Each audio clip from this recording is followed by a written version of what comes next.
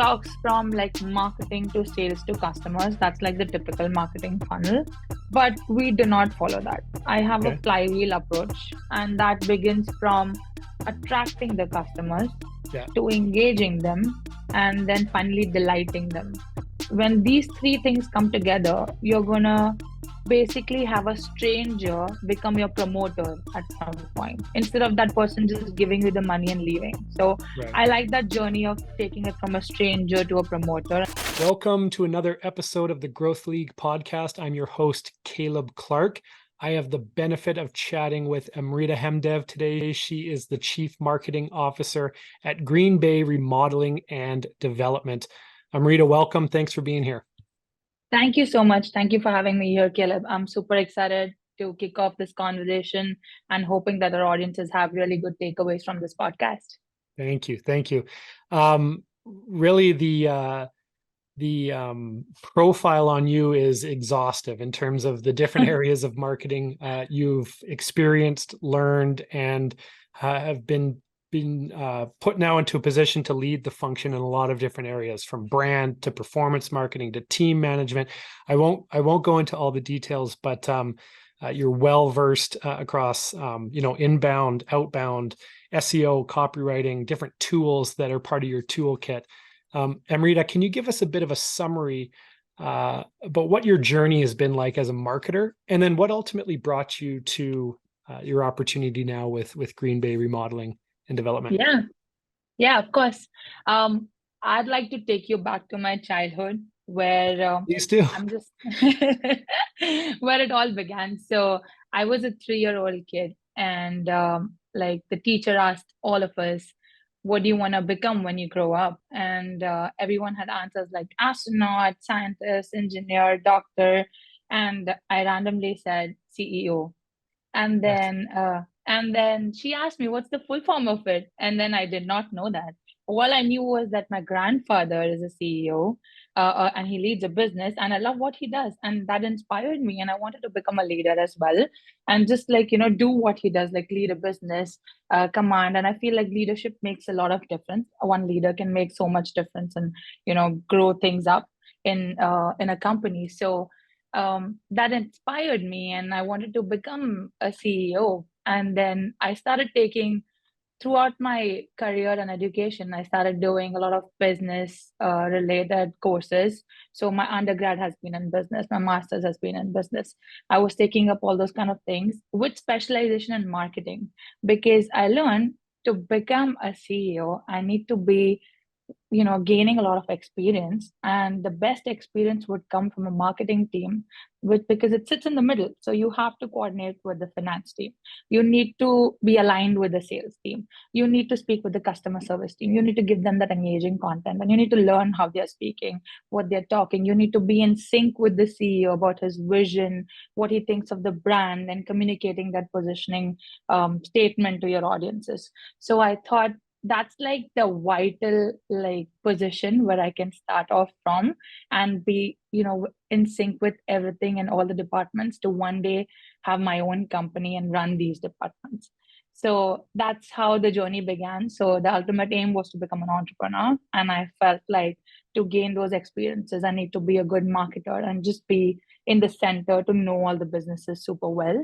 So that's how my journey began, and I started taking up I started learning different types of marketing. And if you see my journey throughout, as you already told before, I'm a full stack marketer. So I've done growth marketing, product marketing, content marketing. And in the peak of 2020, I got like this huge opportunity from Green Bay Remodeling. I wanted to be in a business which is very essential in 2020.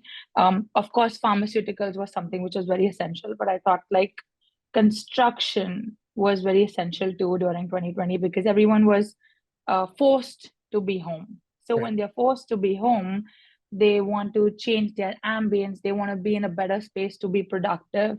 Right. That means either adding more space to their house, or creating an ADU for a home office, or just changing their kitchen and bathroom, because now they have thoughts like, oh, did I really live here? Am I really like sitting here? Am I eating on this benches? They Right. started thinking all these things and they want to change their house. And I think it's so meaningful. It's not just about changing things around you. I think until you don't change things, things don't change for you. So when that change comes in, it's so important for the mindset when you're so low in 2020.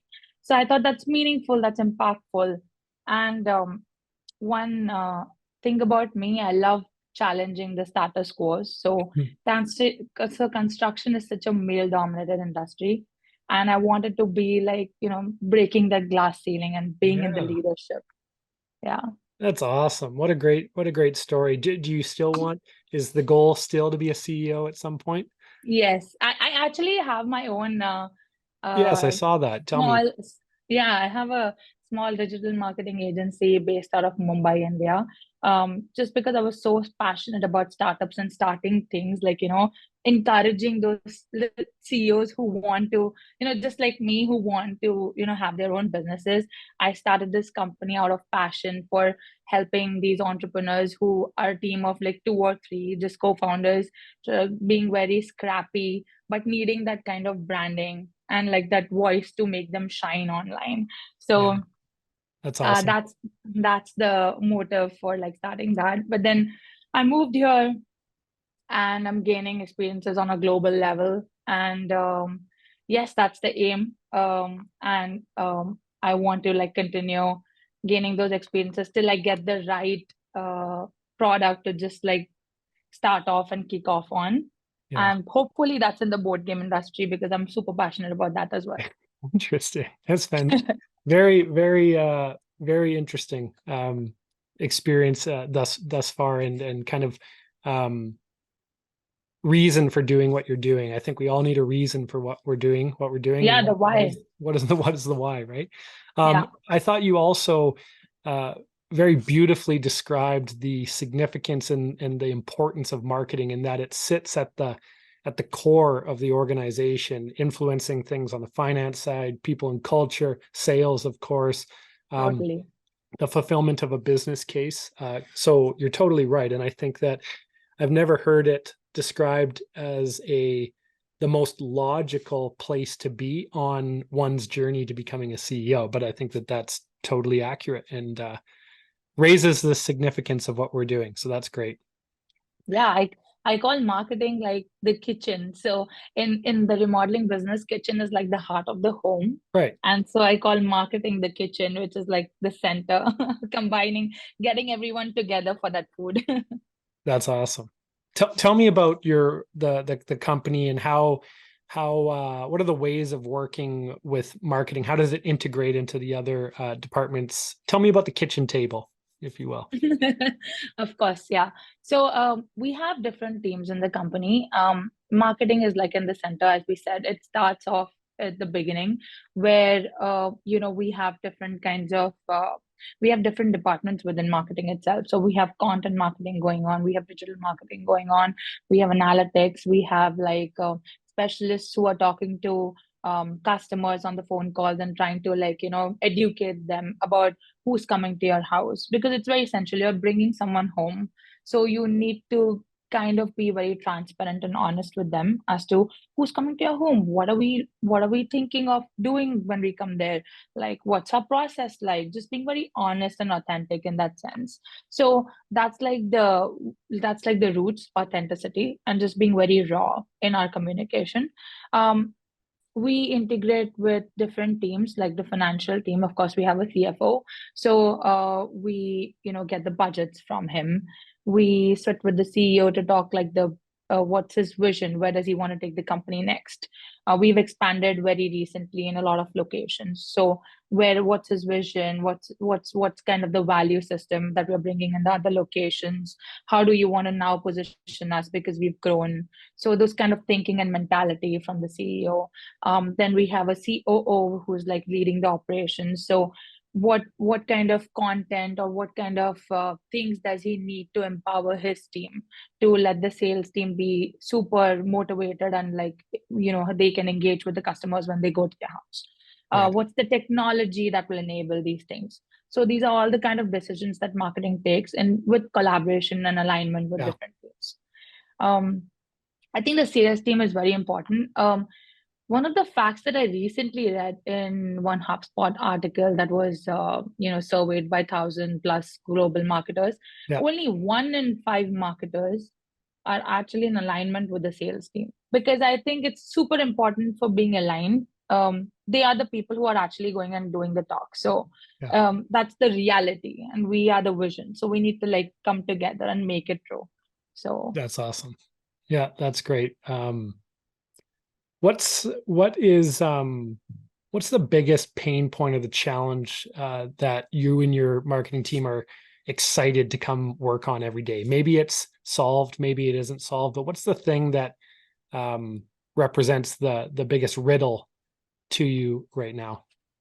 I think the biggest riddle that's been in the remodeling and construction industry is breaking the norm, like just breaking the stereotype of how people perceive contractors as, Hmm. who's coming to your house. You're very much in the sense like, you immediately start saying, give me a free estimate, and like, after Right. just compare prices here and there and go about one person. So we want to break the stereotype and be like, we don't necessarily think that the customers at this point, when they're coming and engaging, they think there is a need, but do they need to spend that much? Is that enough? Have they looked at the underground things of their house? Like, what's more essential? And really educating them of the entire thing instead of having more change orders. So we like to take the biggest challenge is really educating the people that we are not the same kind of people that you've been perceived of, or have had some scars, or just got some word of mouth that contractors are like this, and they're very scared and skeptical of bringing people home. You do not know what's going to go about in your house, and you're not even at home, so just catching that contractor and always trying to be on top, like what's happening now, what's the update. On the contrary, we are people who give you the dedicated project manager, so you are going to be in the know. We'll be the ones catching and saying, hey, this is our update, like instead of you trying to following up with us, giving you the right technology so you are updated on real time basis. Not having those times of change orders, by doing a Right. very thorough consultation of knowing what is your need, what is your want, how can we fix it. Maybe you don't need this, and just making more sense of their dollar amount. Right. On the heels of that, in terms of that being the main mission or purpose or challenge of your marketing team, from a business case standpoint, what is the business case that you are responsible for fulfilling, or at least having a significant impact on? Is it just as simple as bringing up top line revenue, or is there anything that as a team you look at, hey, this is the business case that we are accountable for solving? Yeah, we are definitely accountable for solving, you modernizing our business, in terms of, because it comes from a background which seems very traditional, and a very scrappy, like just going into the just having some subcontractors and working with Right, them. right, So really changing that norm, that hey, we are a very established team, we have a lot of people thinking for you. um just really breaking those, the status quos of being a contractor. yeah, So from a business standpoint, of course, it's revenues driving profits for the companies, but also really educating our audiences and being those pioneers in the industry who care for your dollar amount more than our dollar amount. So right, we want to be the people who are very invested in you, very invested in what you're going to be spending on, and making it count for you. yeah. I get the sense that you hold yourself and your team to pretty high standards. So in that business case that you're looking to fulfill and the challenge that you want to chip away at right now, where would you give yourself as a rank out of 10 being perfect, we're nailing it across the board, and one being, the opposite? I believe that everyone's like a work in progress. If you're a finished project, you would be in the coffin. So, Yeah, everyone's a work in progress, and I'm a very critical thinker. So there's a very long way to go. Even though we've expanded to 6 new locations, yeah. we want to expand. We want to give the best service out there, because people deserve green bay remodeling. So, Pete, so we want. say that again. People deserve dream remodeling. That's amazing. Do you guys use that line? No, we'll be repositioning ourselves to something like that because over the years we've gained that confidence that you deserve us, That's you know. amazing.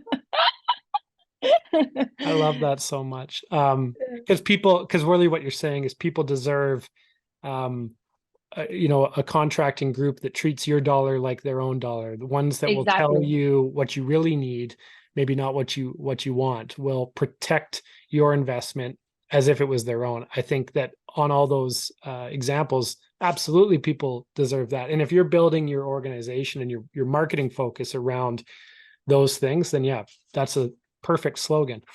Yeah, that's what we want to That's we want cool. to break they're all skeptical people and we understand why. There are Yeah, so many pain points in the industry. We understand why they're coming with that notion and we want to like help them ease it off and break those insecurities and fears. yeah. Within Mhm. your marketing team directly, whether that be a combination of all internal people, some external groups, what does the formation of your marketing team look like? And what role do you play as the quarterback or the leader of that team? Yeah. I believe a leader is the one who knows the path, shows the path, and goes the path. So I like to start with having a vision where I know where we are leading to. And since I'm very involved and I've had experiences in a very functional Right. jobs, I can literally take on any of my team's roles if they are absent that day. So Mm. it's very I can just like to be very functional to very strategic. So it's really a wide spectrum out there for me. Right from leading meetings with the C-suite and bringing the strategy and goals and processes for my team to literally sitting down and seeing if the website code is all right. So Right. it's that wider spectrum for me. Yeah. That's my role. And I was the first hire in the marketing team. So I had the whole liberty to start building things from, building up my own team from scratch. Yeah. And the first hire that I had was a content marketer. I wanted to bring content because, like I just said, we need to educate the audiences. And I think content and inbound marketing is very essential for that. So we went the inbound marketing route from the beginning. Then we had a digital marketing specialist on board who takes care of different kind of ads on the digital platforms like name social media, SEO, and Yeah. Google Ads and stuff. Um, Moving from there, we have someone who does the analytics and takes care of the data part, gives us reporting so that we can fine tune things on the way.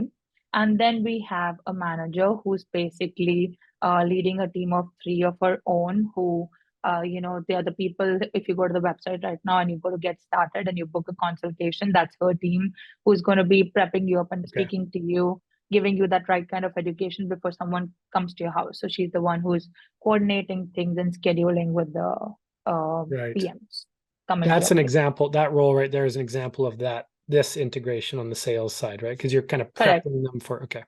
Yes. So they're not the sales team. They're not the ones who are going to your place, and it's not even a consultation. It's more like a Greenway advisor. That's how we Yeah. call them. They're Greenway advisors who Okay. are taking notes of like what you need, and then telling you about us a little bit, bridging that gap, telling you who's coming to your house, how they are well versed with your service, Right. and just prepping them up, prepping their minds up.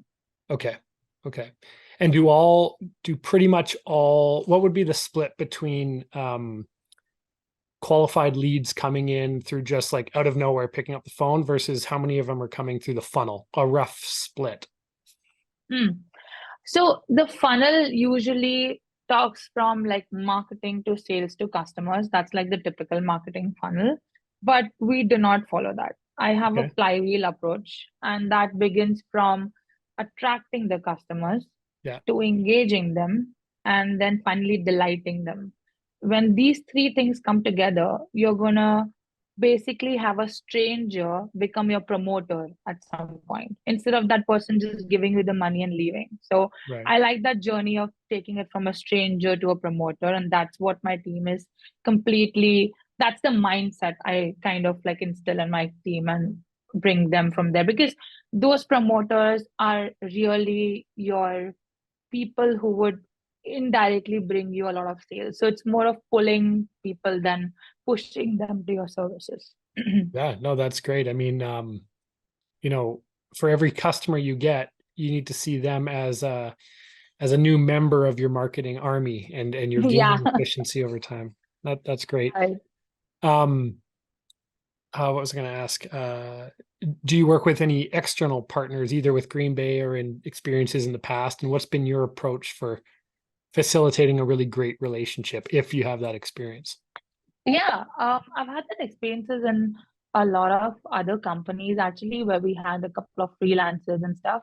At Green Bay, before the marketing team was set up, there was a external agency who was doing the basic, the website building and the basic social media stuff for them.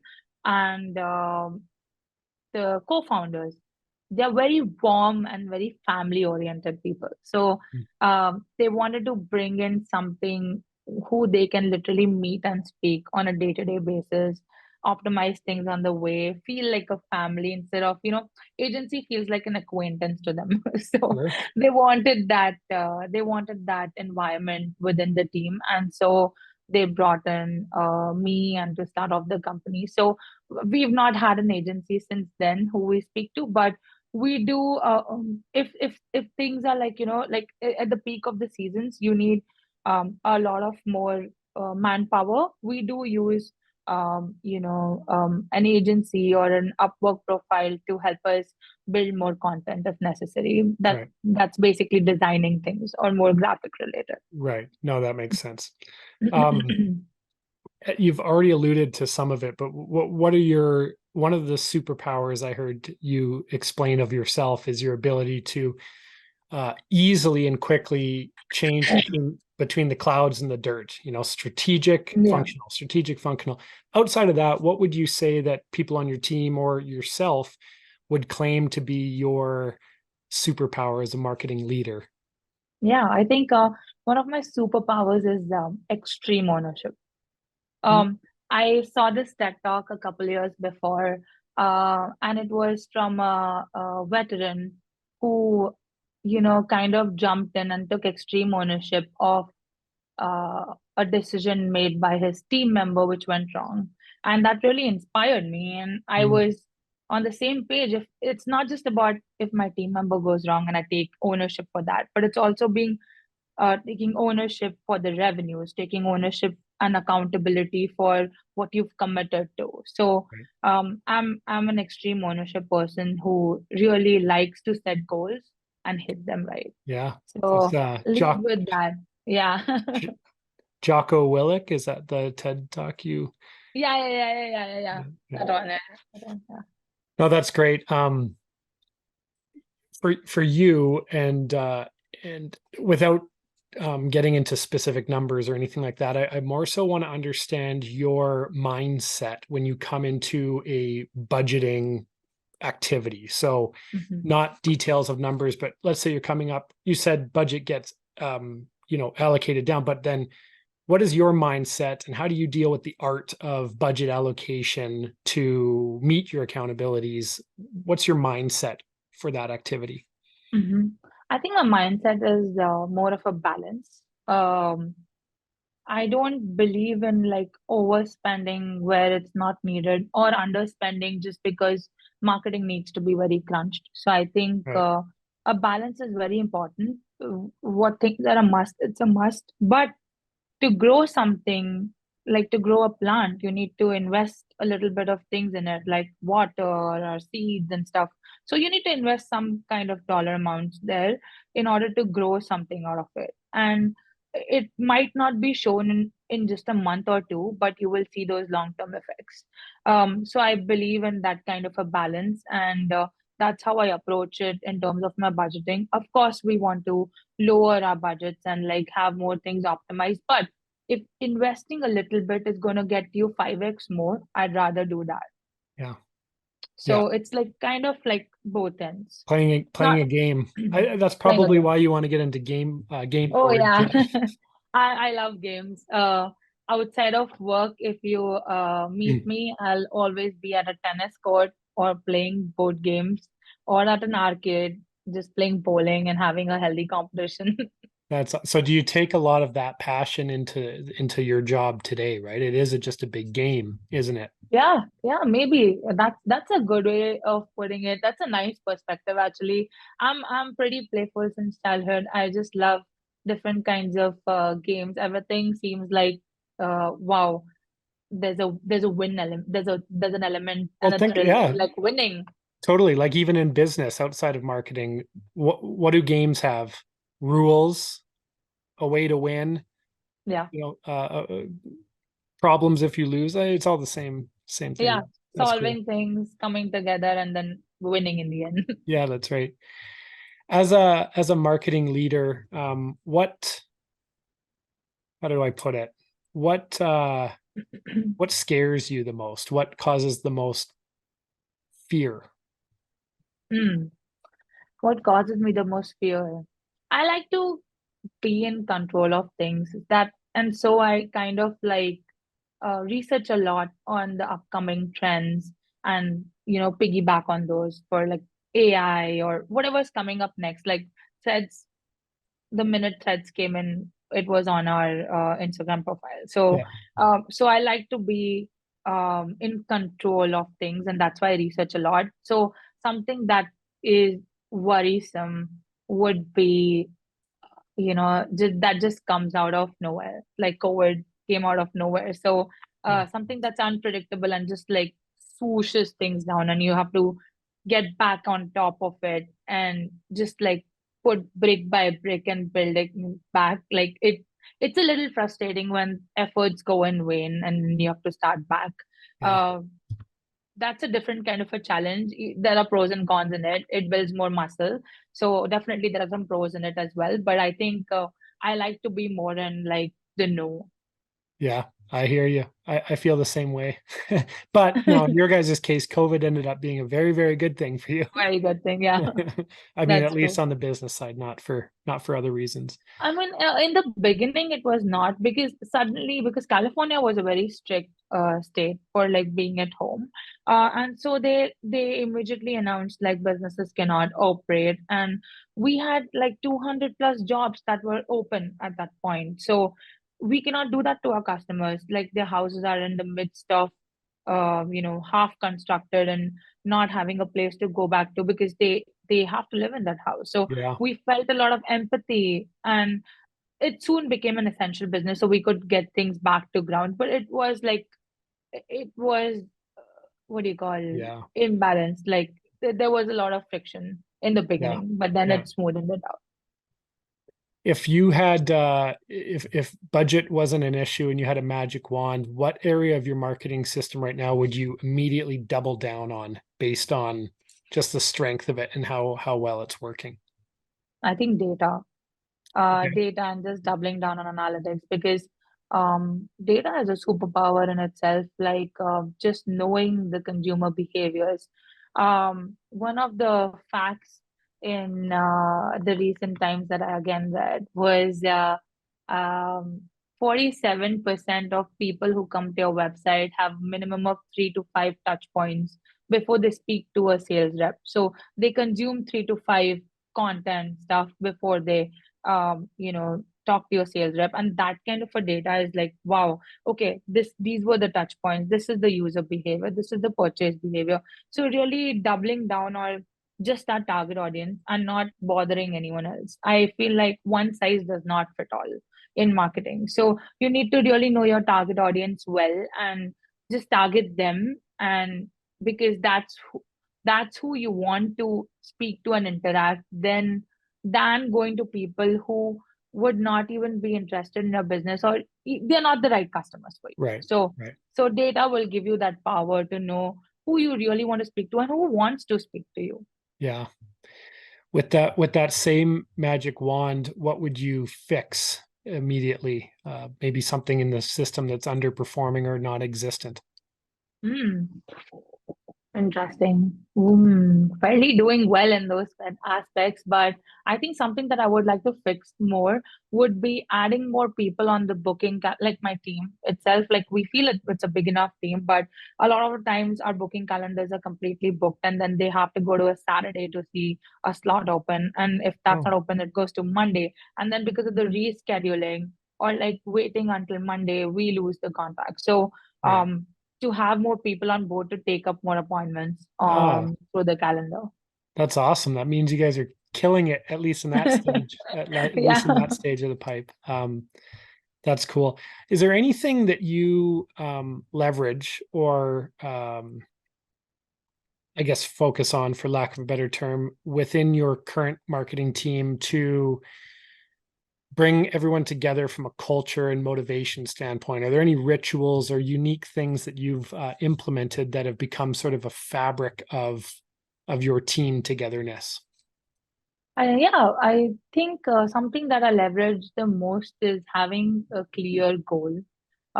So when you know, I'm very action driven. I'm very results driven. So I like to give my team complete clarity and transparency that this is where we are heading towards. Yeah, This is the ultimate goal. And we break it down week by week, month by month, quarter by quarter. And they know what they are working towards instead of just going somewhere in the dark. So that's something that's very motivating. And I also like to do one-on-ones with my team where we exchange feedback that helps us grow. It's not just professional development, but it's also personal development. So, one of my other superpowers is getting other superpowers out, other superpowers out. that's So, the ultimate. Ultimately, that is the ultimate superpower. yeah, like I love empowering my team. I love knowing what they're doing and what they're really good at and encouraging that side of theirs. Even if that's not related to marketing, if that's something that they want to implement more in the team or in the company or just in their life, just giving them that little encouragement and being their cheerleader for going for That's awesome. it. That's great. A lot of times when I ask that question, people, and it's not a bad answer, but a lot of people say, oh, like off-site retreats and team parties and beer pong or ping pong and beer. Yeah. But I love how your first answer is in terms of uh, improving and strengthening culture is just to get everyone rallied around what is the scoreboard or what is the thing that we're trying to do. Because I think ultimately when you're attracting A players, Yeah. they are thirsty for results, and that's what drives culture for them, not just the other stuff. So Yeah. It's very important to have that clarity, right? Because, okay, I come to work. What's my why? right, Just having that clear vision is so motivating when you get up in the morning. totally. Totally. When you mentioned six different locations now, six, right? Yeah, six. So for you, when you and assuming that you plan to be with Green Bay for a while, when you close your eyes, what are some of the things that come into very clear into clarity for you in terms of where Green Bay is going next?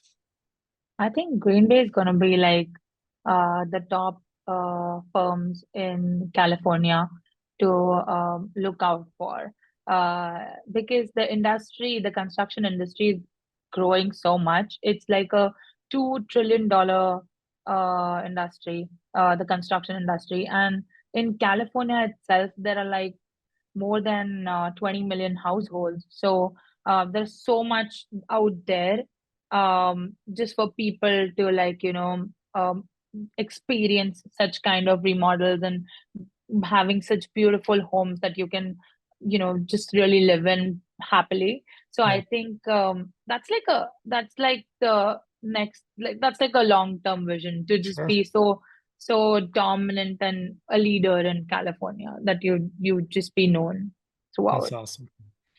So the last question I want to ask, it's kind of a game since we're on the theme of games. But it I is love it.